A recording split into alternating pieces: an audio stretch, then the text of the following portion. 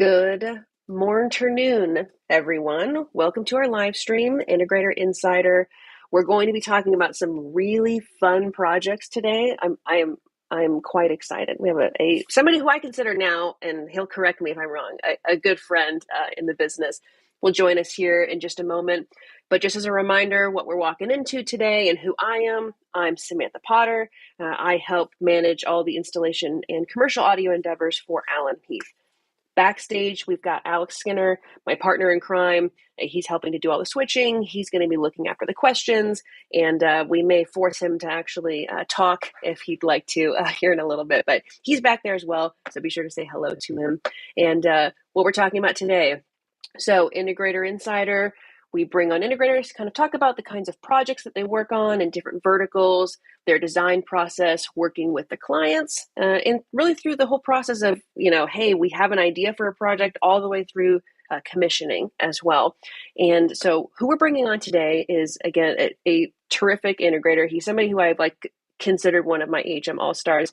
He's done so many projects of so many varying degrees. It was almost hard to limit him to just a couple of verticals like restaurants and bars, clubs and entertainment facilities, which is what we're going to be hitting today. So please, with a round of applause, welcome Scott Carneval. We'll hop him up here. Hey, yo. Morning. Hi, Scott. Good morning. How's it going? It's going. I just got back from India, but I'm good. I'm good. So back on my regular time jet zone. lag, huh? Yeah, the jet lag. I feel like I never got on Indian time, and so coming back, it was not a difficult switch back. I just hardly slept while I was there. That's the real trick to international travel, is just forsake sleeping. So You catch up when you get home. Yeah.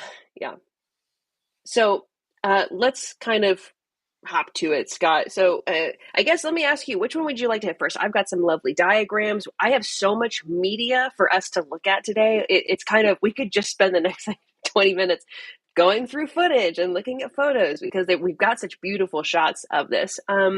Let's see. Let's start with Carter Finley, if you're okay with that. So first off, what is Carter Finley?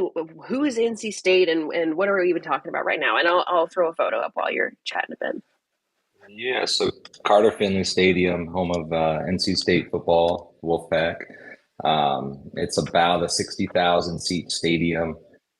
It's built in, I want to say in the 60s, I believe. So it's been through a few different iterations of audio.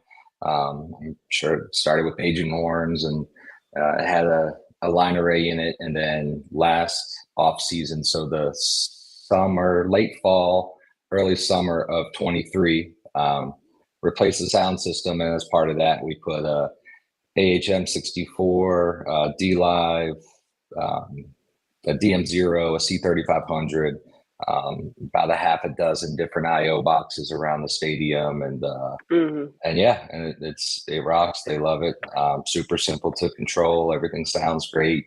We're there every day, or not every day, but every home game doing game day support, and then some off-season events as well. And so we'll usually have a guy down on the field. Sometimes it's me, sometimes it's one of my guys, but with an iPad, and you can step in and help adjust or control anything, tweak things as needed, which wasn't initially the intention, but it worked out that way. And it was great to be able to do that through custom control of both the D Live and the AHM. Yeah. And so what was the general, what did they need to have replaced for this project last year? I know, but they don't know what had to happen. I mean, the biggest thing was they had, a lot of the speakers were out. It was a 12-year-old line array system. A lot of the speakers were out. A lot of the coverage just wasn't good. And honestly, it sounded like a drive-through speaker up there. And so they were replacing the video board. As you can see now, that board is the width of the field. I think it's the second largest in college football. I want to say Florida State has 3% more pixels or something ridiculous like this. They're very similar, but it's massive. But as part of that project, it was the sound system. And as we dug further into the sound system, it's like, well, what are you using to control it now? And it was an old Yamaha, I think an 02R or an 01V. I can't remember which, but it Mm. was just an old, early digital console. There was a DSP, but there was no real controller interaction going on with the DSP. It was simply processing what was coming out of the Mm. console, doing a little bit of limiting, some crossover and EQ, and that was about it. And so now we've got touch panels in many of the suites. In the Mm. club level area, there's a large And club that's like room up, that's that's up here, divisible and right? This is where all the like, correct. yeah, that's just filled with like the media suites, the like, I think the front of house or whatever the correct term is, it's like up here in the corner. But this It's is the just far filled corner, with, but at the top level. oh, right here. Yeah, yeah, Yep, yeah. That makes more right sense. there. Yep. Yeah, yeah. Yeah. Well, this might be a good time. I'll bring up my little diagram here. So I'll stop that and then we'll go over here. This lovely diagram I made. Here we go. And we'll kind of walk through it a little bit together. So um, this was quite a project. I think it was, I got to visit in November and I want to try to oh, Alex, I think yeah, you can see everything, Alex. We're good. Our videos don't block anything. This was a significant project. I remember you and I having several conversations just on the phone while you were commissioning it. And if I'm not mistaken, they had quite a season post this install. So, Yeah, uh, yeah, they went yeah, they went on quite far, quite and a they had run. I some. think it was all because of the sound system. I mean, who can say? I just know that after this was installed, they had a huge run and had several players drafted to the professional leagues in the NFL. So I don't know, Exactly. Then maybe. basketball went on a run, and women's basketball went on a run. I mean, we started something here. Yeah, for everybody listening, like almost nearly all of NC State's, North Carolina State's athletic facilities have Allen and Heath stuff in them, AHMs, controllers, all sorts of Yeah, stuff. The photos that we've seen so far and this exact diagram is only the American football, the football stadium. But I've got some footage as well that will show their practice field. We've got photos of their like the baseball stadium uses stuff. Like they've really gone full tilt, Allen Heath. And yes, their athletics have been amazing. So again, who can say? So yeah. uh, That's a good point, yeah. though. I mean, we did baseball. Well, technically, we did their football practice facility first, and it has an AHM.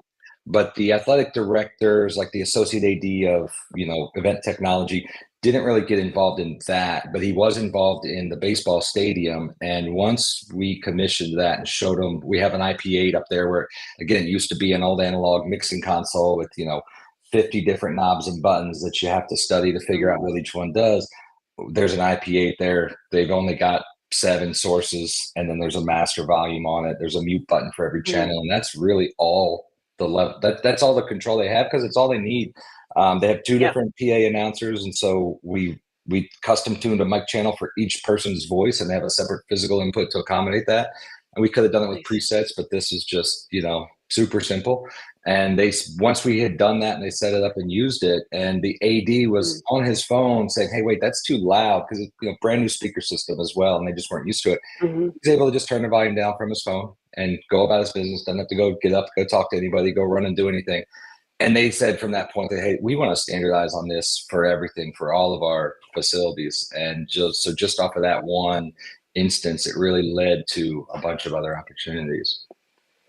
Yeah, and that's kind of how I describe like our controllers and custom control to integrators and to consultants and to end users is basically like, if you want simplified control or in a greater conversation about HM as a whole, if you need processing and you need simplified control, these are the perfect answers. Like people, a lot of the Mhm. staff at NC State fell in love with the IP8 because of the motorized faders for the baseball stadium, or love, as you were just saying, the convenience of the custom control build to just like have it look exactly as they need, be able to bring it up anywhere on the entire venue, which again is holding 60,000 people almost.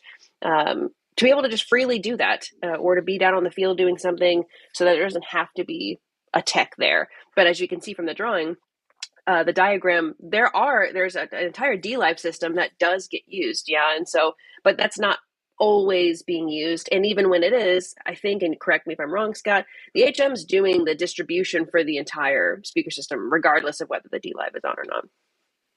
That's right. Yeah, the D Live is really just mixing the sources that go into the bowl, the seating bowl, meaning like what the fans in the seats are hearing. That's all being mixed on the D Live, Mm-hmm. but all the suites and everything else is happening in the AHM, and via Dante, we're hitting the from the D Live to the AHM, and then all of our Mm-hmm. system like Yes. speaker tuning and everything is done in the AHM. And we know the amps have DSP and the speaker presets, but like Yes. the EQ to taste and level adjustment and all that stuff is being done in Mm-hmm. the AHM. And then they do a lot with Dante. They also have the ACC, the Atlantic Coast Conference. I know some folks here probably aren't familiar with football, but there's a handful of conferences within the NCAA, and so the ACC broadcast studios are actually at Carter Finley Stadium. There's a building that's not in some of those photos, but it's in the south end zone that they've got a broadcast studio in that building. And so they've got CalRec consoles in there, and there's a ton of Dante and Maddie and other stuff, but there's a bunch of Dante already happening. And so what we didn't want to have happen, we didn't want to route from the AHM to the amplifiers via Dante. Just in case they were configuring something, adding something, removing something, or somehow inadvertently Mm-hmm. patch the source into an amplifier. Instead, we use the DX012s to hit the amplifiers. And yeah, it Yeah. converts back to analog and back to digital again. But what it does is it guarantees us that nobody can get in and, tinker with, mess with, or interrupt the distribution from this. They can change all the sources all they want, and they understand that, but they can't change the amplifier routing. Nice. Which sounds perfect. And so, again, correct me if I'm wrong, you used fiber in part of this. So you have the DX hub in the amp rack over here. You have that Yep. set, and that's running just that's a normal Giga Ace connection from the HM into the DX hub. And then they're spidering out to the four that are in that amp rack feeding the screen, the speaker system behind the LED wall, right? And then you have two concourse amp racks down here at the bottom. Is that accurate? Correct. Okay. And are these Yeah, and all connections of fiber that's then being between the other? yes. Yep. Everything after the DX hub is Mm, fiber. nice. So that DX hub hits a bunch of, I guess, 4 media converters. Actually, I think we're just using 3. Hits 3 media converters, and we've got Fast Ethernet. I think they're TrendNet, I believe, was the brand. And Yeah, TrendNet yep, makes I a think that's what it chassis is. that can go in the rack and holds, I think, 16 media converters. And so we were using almost that many because while we've got 3 for the DX012 stuff, we've also got all the Dante IO around Mm, the field itself and in other locations in the stadium. And so there are also media converters to support all of that. We've got network switches in the racks, so on a separate network than our Dante and then our DX012. So there's media converters to support that as well. So I think every destination has either 2 or 3 mm. media converters. Could you talk more about the field IO? People ask about that quite a bit, or don't even consider it when they are first hearing about a project. What's up with the IO on the field and all that? Yeah. And they didn't consider it. They didn't ask for it. There's an analog. There's a box with an analog patch bay, and there's a bunch of I/O down on the field in the south end zone, and that's where ESPN will plug in, and they'll get feeds from. And there's a truck bay where the truck plugs in, but they'll put ambient mics in there, and there's a DJ usually down in that same south end zone that will plug in. And there'll be, oh, that connection doesn't work. You got to use, move it to 3 and 4 because one is busted, so we can't use 1 and 2. And so as we learned that, we said, well, wait a minute, we can just put, and it's a DT164W, so it's the wall mount version that we've mounted into a steel weatherized Yeah, enclosure yeah, on the these field. ones. And so Yeah. it's not under a roof or anything else, but it's in a steel enclosure with a rubber gasket and all that, and it locks. But so there's one of those in the south end zone, and then on the north concourse, there's an area that they call Raleighwood. that they'll have bands sometimes. And there's actually an expansion that's going to happen this offseason where we're adding, I don't even think I've talked with you about this yet, Samantha, but we're adding speakers and a touch panel and a larger IO so that when they do have bands come in, they can tie into that. And Nice. they'll mix the bands there locally, but we can send a feed to anywhere else in the stadium if they want that. And then there's a DT 164 that floats around, meaning it's in a soft bag that you sell, and there's 30 different spots they can plug that in because it's their Dante network and they know where they can plug it in and they know how to patch it and all of that stuff. And then there's another DT 168 in a rack in the club level because there's, in that club level, there's microphones, there's TVs, a few other things. I think there's even an old DVD player. But it accommodates all of that. Yeah. And you're using like a really good amount of like just custom control in general. Could you speak a little bit about there's definitely one up at by DLive, and I'll show a video of that soon. But can you talk about the CC panels that are in the other suites and the use of your iPad on the field? Yeah, so each of the suites, like you've got them all laid out there, and then the Chancellor Suite as well, which there's a lot that happens in the Chancellor Suite. Pre-game, there'll be 50, 60 people in there. They'll host, donors and things like that. But there's, a couple microphones in there. There's a TV in there. There's a Bluetooth receiver in there. There's, aux. These are all just, wall plate style aux input, Bluetooth, etc.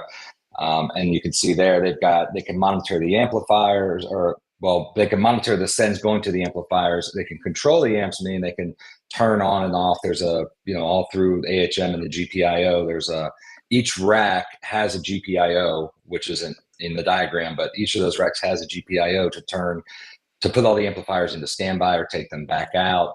On the concourse, they usually just send the radio feed. And the reason for that is the radio broadcast has a lot more commentary about what's happening on the field. When you're sitting in the bowl, you can see the field, so they don't really talk about that while the play's happening. Also, they're not allowed to talk while the play's happening.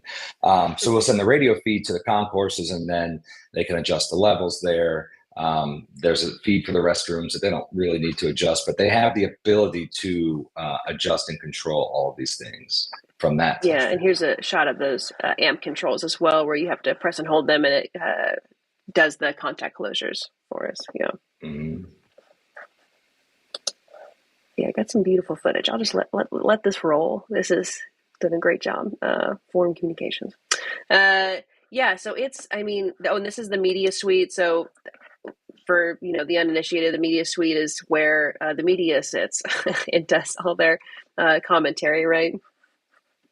Yeah, so it's mostly press. There's also scouts. At any game, there's probably a dozen or so scouts from other NFL teams that are in that media suite. And they can choose. Typically, it'll be the radio feed, but there's also that stats mic. You see that's turned up all the way because there's a spotter who will call out what's happening on the field. It only goes to this media suite, and it's just so that if they're looking down and writing and didn't hear who got the ball or who made the tackle or whatever, they'll call out their number and stuff like that. The ref mic, of course, so they can hear all those calls. And then NATS that's their terminology, but it's ambient mics. They call it NATS, or natural sound, but it's to get the crowd noise. Interesting. Okay, I think I've got some lovely shots of the main rack here. Again, just wonderful footage, just letting it roll through here. Got a 16. I think that's in the baseball stadium. That might be, but I saw a QSC amp in there. Yeah. All right. Oh, that's the club. We'll talk about that in a second. Try not to throw off everybody. Oh, okay. Here we go. Zoomed too quickly ahead. Here's there. Yeah, that's the main rack. You can see all the broadcasts. This one. It's. A little nerdy heaven. It was so fun. This is directly behind.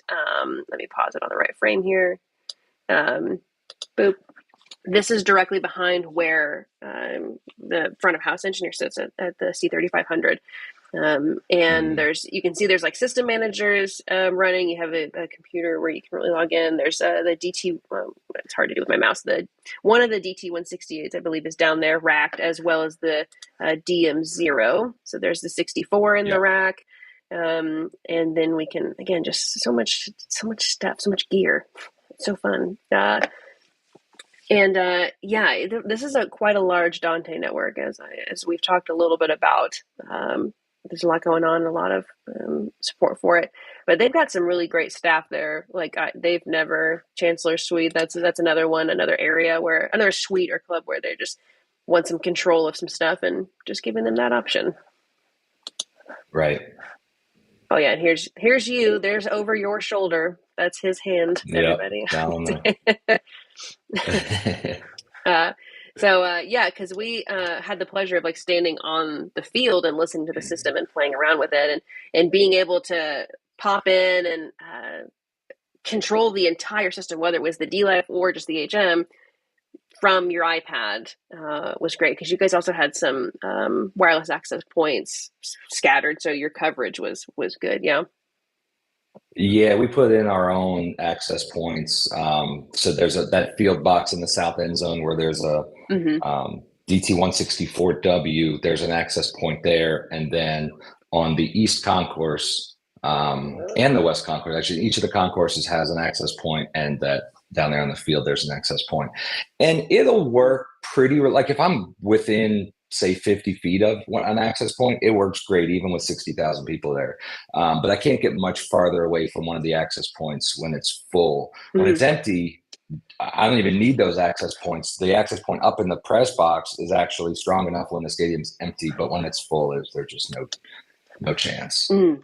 Yeah. That makes sense. We've also got some because we were talking It's about like how baseball. several of the athletic facilities on NC State's campus are all running Allen and Heath and HM and IP controllers. So that was one shot of an IP 6 in, excuse me, an IP 8's being used. I think there's a 6 in the baseball stadium. But what's really interesting, I think, is this because this is what kicked off the conversation. Yeah, was this? I guess I'll let you tell the story. What are we looking at right now? What is this? Yeah, so that's a portable speaker cart.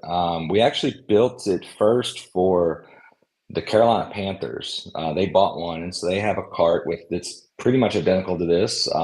That's a Danley Sound Labs J7. So that speaker on its own does, I think it's 147 decibels. Very loud, very clear. There's a subwoofer on there as well. Um, the Danley amplifier, which is a rebranded Linea, and there's an AHM in there. Now, this is a second cart that I built to continue prototyping, but the version for the Panthers has a larger rack, and there's an IP, I think 2 IP1s in the rack so they can control the individual speakers. And you can do it on the front of the AHM, but for like an unskilled operator or when it's not going to be the coach, but like when one of the interns, when the coach yells, "Hey, turn that, what down," they can grab that knob and turn it down rather than fumble through the controls on the AHM and scroll to the right page. Like on that, those controls are great, but in a pitch, you just want a physical knob. You can, it serves one purpose. It's the volume, turn it down.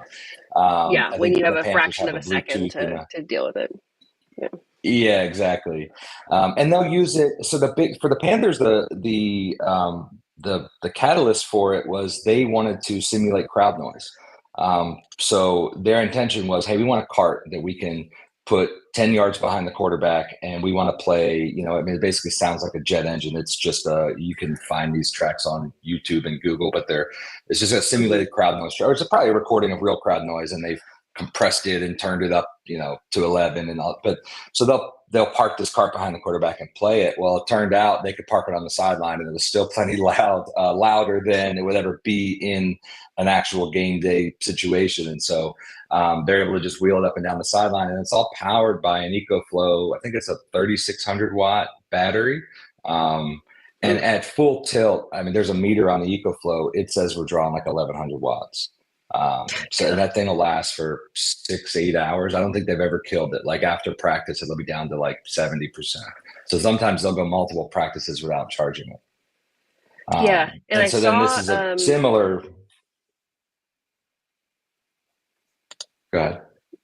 Oh, I was going to say, when we were there at NC State, they were actually using this to not just crowd noise, but they were pumping the other team's like fight song and like hype up song, right? So that the team could actually get used to hearing their, obnoxious music, so that when it came time for game day, they were completely, if anything, themselves pumped up by the music.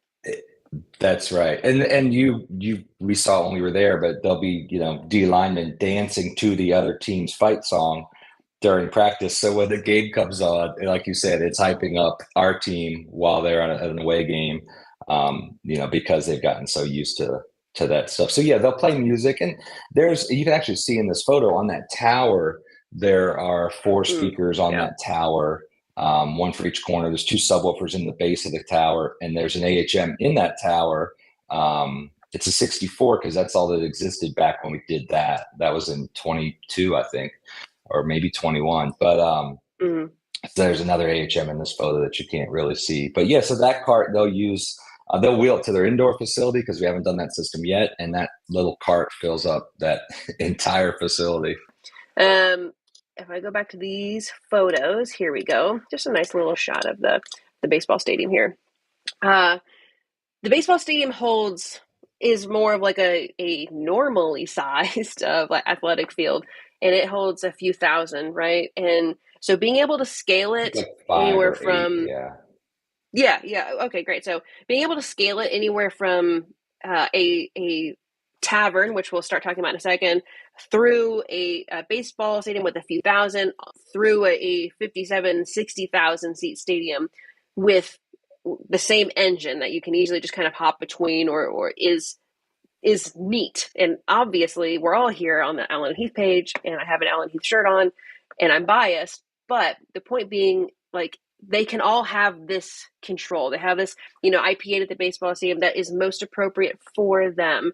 And they get all of the stuff that the huge stadium gets. They still have all the same features, but now it's just scaled down to a more appropriate level given the size of the area.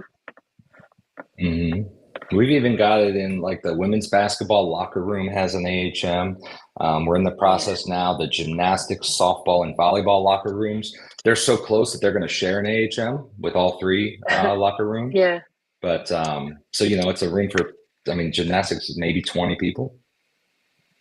Yeah, and I think I keep learning about new sports things that NC State has. Like, you think you've named all 6 of them or whatever, and it's like, oh yeah, this, that, and the other. But we were talking about the women's basketball coliseum because that one was really cool too. And then I ended up seeing a game. I was someplace in there. A game from them was on. And I was like, oh, that's cool. Yeah. All right. We could continue on. We could literally just talk about sports stadiums and things like that. But just for the sake of conversation, everybody's time, I want to talk a little bit about some of the, you've done tons of clubs and restaurants at this point.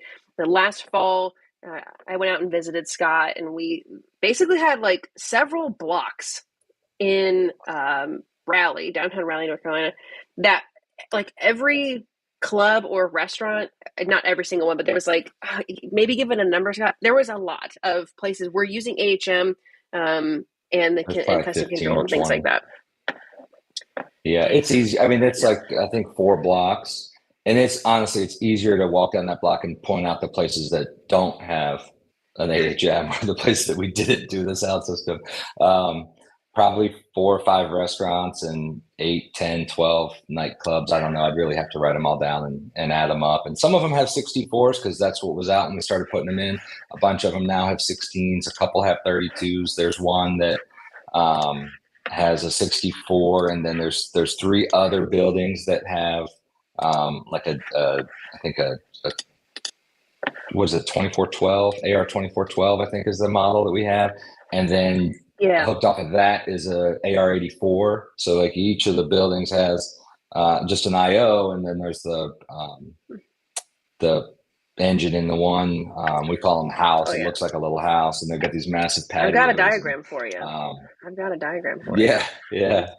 And so they'll do sports on Sundays. They'll have, or even on Saturdays, they'll have college football. Sundays, they'll have the NFL. But a lot of times with the NFL, you'll get a lot more fans from diverse teams, right? On a Saturday, college football, it's pretty much going to be NC State or UNC or maybe East Carolina. And don't get me wrong, there's other fans, but like For the NFL, you'll get fan clubs. And so there's 3 houses. Each house has a patio as well. So they can have 6 different games with sound from 6 different games playing at the same time. And they'll have fan clubs or just, unorganized groups of fans that'll Mm. go in there to watch. And yeah, so that's right. House one has this is the the engine Cornerstone and Tavern, specifically, yeah. where they've got this. It's almost like kind of hard to imagine, but it's there were homes where people lived in them, and then they got rezoned, and they have this huge shared patio space. So you can technically go to all these different areas or different houses, and each one has its own separate control. Like everything is wireless.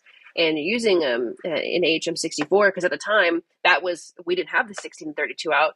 But even still, you're using the 2412 and the AR84, and even those are like slightly, they're not our DX protocol, but they're some of the IO boxes that people still love to spec and still work in the new engine. But yeah, it's a really like little clean setup here.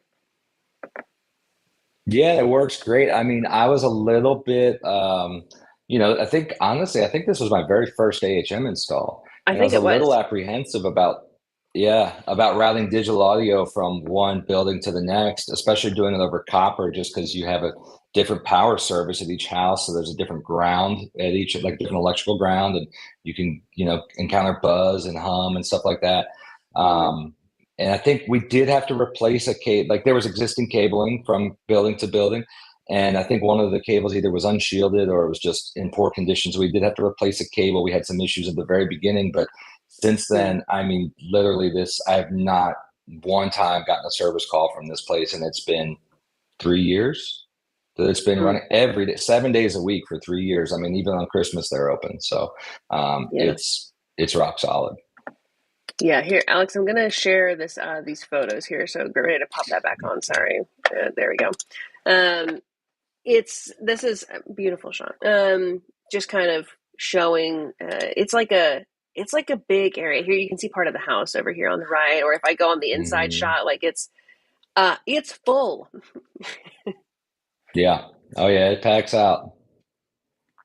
Yep, and Yeah, it's a I mean, college you can't town, move in there. so yeah, it's sorry, Scott. It's a college town, so I imagine it looks like this more often than it doesn't. So just being totally packed out. Oh yeah. I think I've got okay, and again, apologize. Alex going to pop this off and going to quickly open up. I think that video back again, just because it's so nice. There we go.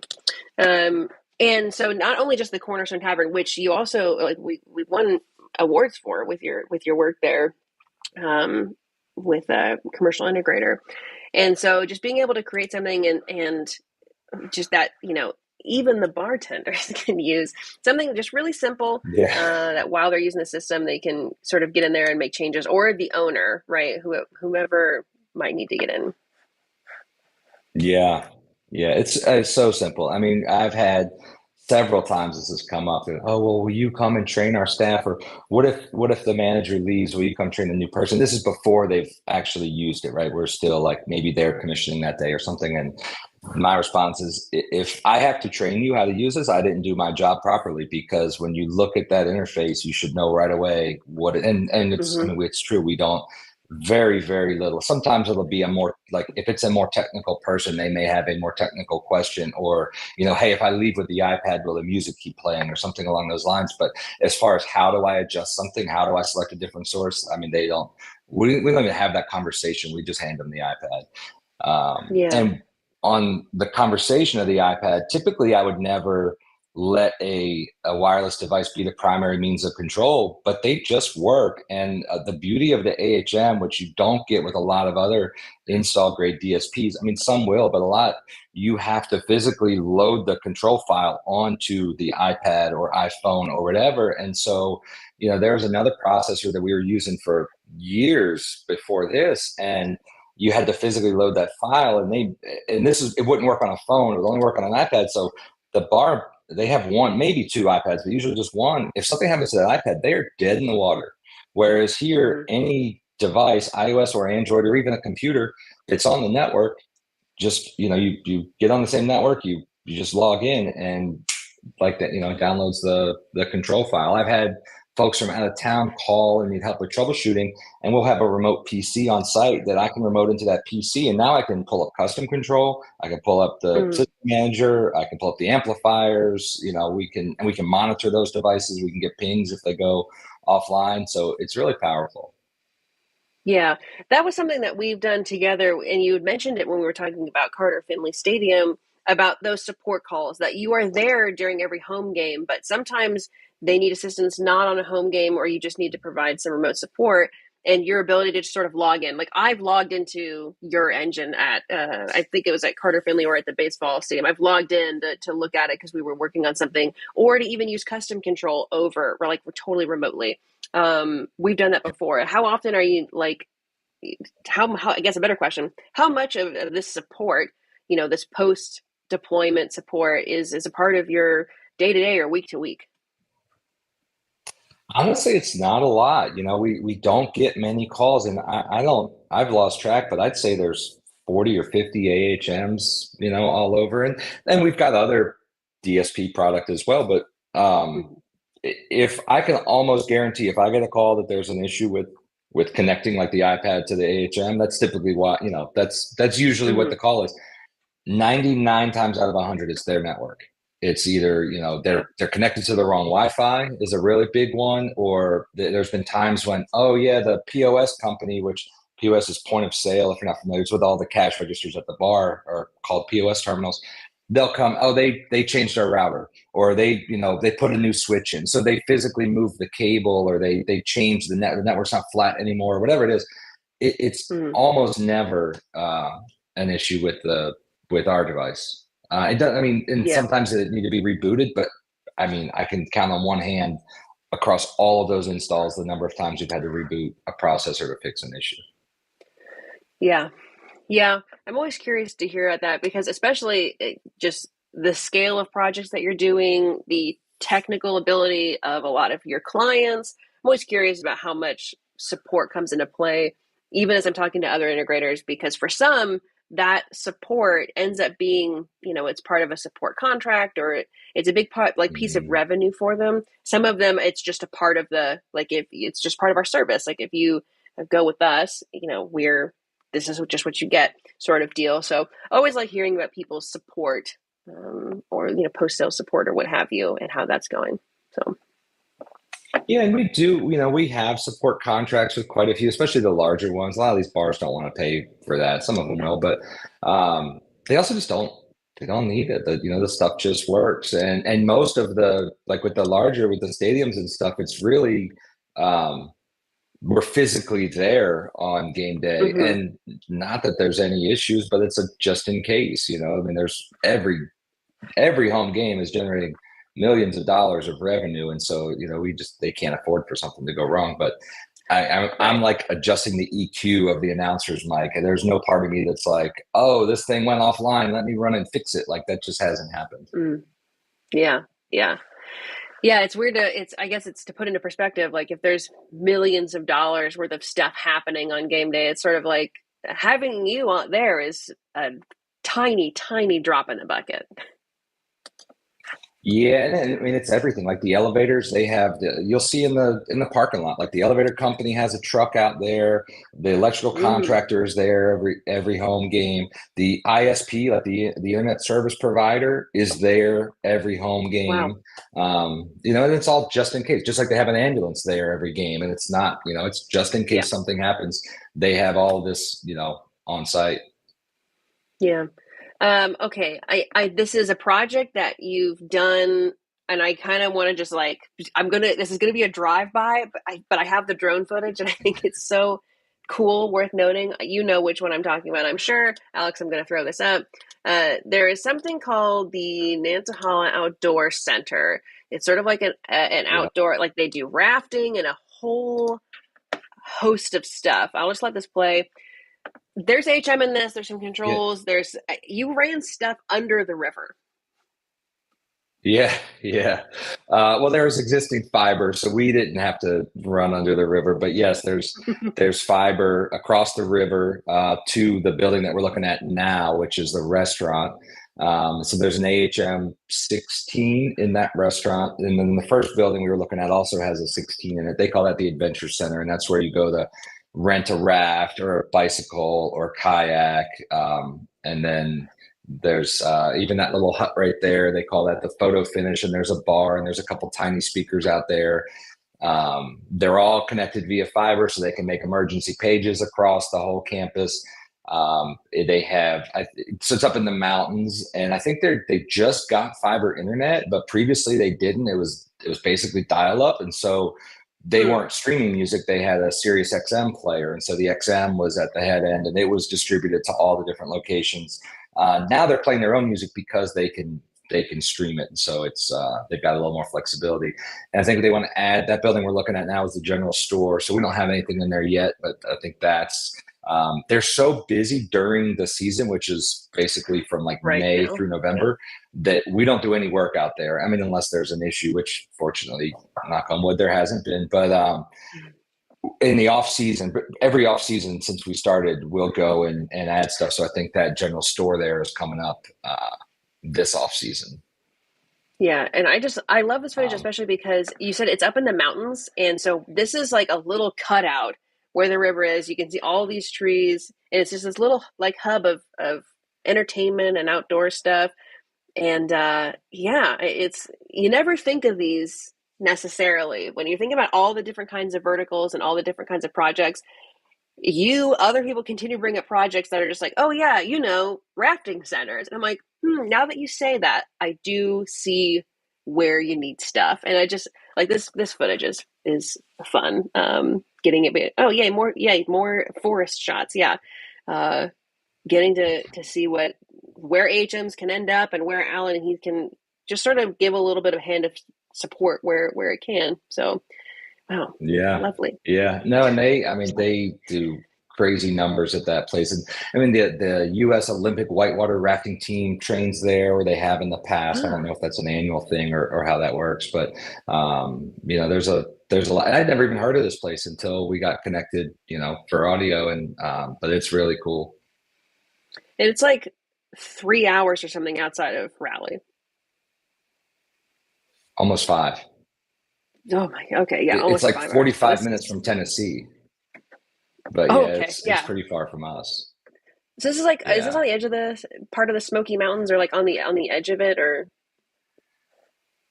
I'd be lying if I said I knew exactly like where the mountains started and they stopped. yeah, But it's in some like point? pretty much as far western North Carolina as you can get. Yeah, Um, somebody it's close who to has Georgia. maps, comment below. Yeah, yeah, yeah, exactly. We can look it up, but yeah, it's far out there for sure. Which Oh, that's is, exciting. again, same thing. It's like, this is 5 hours away. How's this stuff going to function? And there was a little bit of a learning curve there. Great folks up there, but, some of the end users aren't the most technically savvy. And so Mm, it wasn't just, I mean, controlling the custom control is easy, but they were like wanting to change things on the back end. And so kind of, but yeah, I've never had to like physically go there for support. We've been able to remote in and help with what they needed. yeah, yeah. No, that's just cool. I just wanted to take a minute to just be like, hey, everybody, look at this because it's cool. Again, you're just doing so many different kinds and such great projects. I've never heard anybody say anything but absolutely positive about you. All of our interactions together because we've been chatting since I joined, like 4 years ago. We've been texting and chatting. Yeah. 'Cause I remember when you did the Cornerstone Tavern and you first texted me and we were talking about it. Like I remember that, and so it's just been great to see all of this How do I stuff you're turn getting this to thing do. on was probably what I was asking. I had no idea what I was doing with it. I can scroll back up and look. I'm sure. I think it had something to do with priority input. I can't remember. It wasn't too hard or anything. But it was your first foray into it, and it's just been Yeah. great watching the size of your projects grow.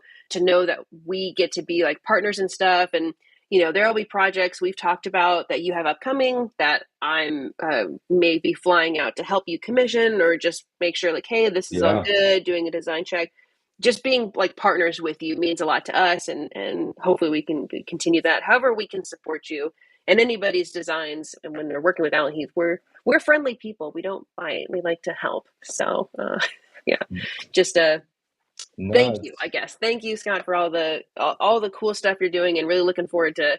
I know all the cool projects you've got coming up. This is going to be a big year, and it sounds like next year as well. yeah, well, thank you. I mean, it really it makes my life easy. Like there's headaches when we're commissioning an install, but it's almost never related to the AHM. I mean, I can, from start to finish, I mean, 30 minutes, have a fully functioning system, and then maybe spend another 20 or 30 minutes making the custom control thing look pretty. But it's so simple to set it up and to use it all. And another thing I love too is there's been how many uh, updates to the software, right? I think when you started, I was on version Yeah, 1.03, and now you're on yeah, 1.42, and it didn't just jump yeah. there. I mean, there's probably been 20 releases in between. And so there's always features Sure. being added and things I've asked for that have been added and things I didn't think Mhm. to ask for that also got added that were great. And so I'm, excited to see where that continues to go. Maybe Yeah. one day we can get more than 8 characters to label an input or an output. All right, noted. Yes, very much noted. More characters. How many I would you called want, you out Scott? on it. 10, 12? What's the number? Uh, how many can we have? So, if it's a bar, like a standalone place or anything really, like a standalone single room, doesn't matter. It could be a house of worship or, whatever. That's fine. You have one or two microphones, you have a music thing, maybe a Bluetooth thing. But, just yesterday we're at the USA Baseball. It's a national training facility for USA Little League Baseball. And there's a stadium, there's a separate training complex, there's an AHM in each, Dante in between. And so there's so many different sources that are coming from all these different destinations that it's not just, hey, mic one, mic two. It's like, no, this mic is in this room and it's a handheld. And this mic is Mm. over here and it's a lavalier or whatever that might be. So, I mean, 16 characters, 20 characters, like it is, even if it doesn't all fit Okay. on the screen at the same time, because I might go back a year later and need to adjust something and I don't remember what that microphone was. So even if I have Mm. to just click on it and then it expands, or I have to scroll through the whatever, but so that there's Mm. more room to fit, that would be really helpful. Yeah, yeah, okay. Absolutely heard. Always taking suggestions. We've also got some really cool stuff that I believe you've asked for in a newly upcoming semi future firmware release. Might be getting some stuff too. So, Sweet. but to your Love point, it. we're always working on stuff, and we love getting recommendations from people. Like, hey, it would be great if we had this feature, or oh, if it worked like this, it would be perfect. Never stop giving us that. You, Scott, to everybody listening now and in the future, always drop it in, whether it's sending us emails, support emails, or going to the community forums and or the Facebook groups, because we lurk there. Going in there and making suggestions, we're always, that's how we get ideas for new builds and new firmware releases is from folks just like you. So Yeah. yes, that's Yeah. a good one, Scott. Thank you. Okay, Appreciate it. so uh, thank you again, Scott, for coming and joining. I know you had to rearrange a couple of things, but it's been so wonderful having you on and having this conversation. Thank you so much. No, it's been awesome. Thanks for having me.